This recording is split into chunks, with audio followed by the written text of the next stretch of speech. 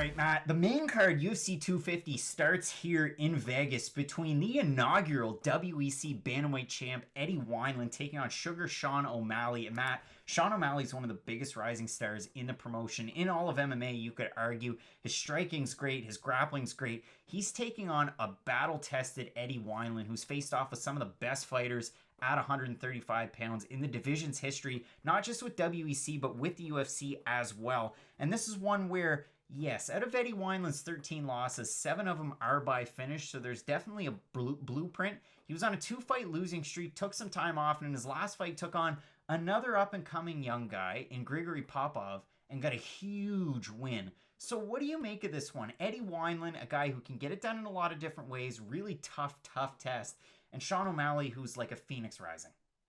Oh my god. Okay, this fight makes me so excited because to me, Eddie Wineland kind of reminds me of Matt Brown, just from a different weight class. Whether he wins or loses, you're going to want to watch him fight just because it's just going to result in an insanely entertaining fight. And he is going to bring the fight to Sean O'Malley. A lot of people don't. They're just willing to kind of strike on the outside with him. And that's the worst thing you could do with a guy who's just as crisp and as polished of a striker as Sean O'Malley. But you know that Wineland's going to go forward. He's going to try to attack the body. He's going to go to the head. And he's going to go for everything. Because Eddie Wineland, he's really good at mixing his striking in with his wrestling. Now, he's not this credentialed wrestler, but he's a really good MMA wrestler. And I think this is an interesting, at least kind of measuring stick for Sean O'Malley, because we all know how good O'Malley is. I mean, his striking, his grappling, like there's no real weakness to his game that we've seen just yet. And I think that Wineland's going to have at least moments in this fight where he does something well, where we might see a chink in the armor of Sean O'Malley.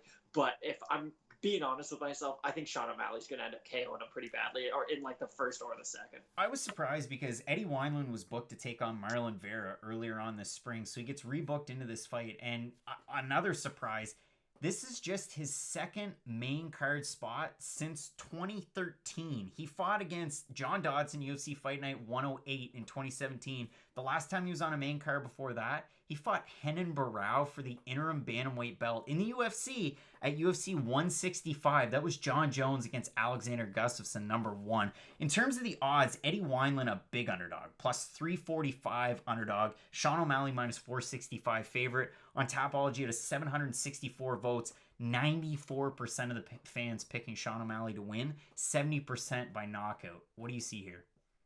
I mean, this matchup's kind of obvious. They're feeding an old guy who people know to a young guy who they want more people to know of. And if O'Malley's probably going to have a crazy highlight reel win that's going to be on Twitter for, the following days, if not weeks. And that's really what the UFC wants right now. So I do think Sean O'Malley's going to be able to go in there and get a very emphatic knockout win. You've got the young guy in Chase Hooper ending off the prelims. They want him to get a win. You've got another young guy and a superstar in Sean O'Malley. And let's see where the chips fall as they may.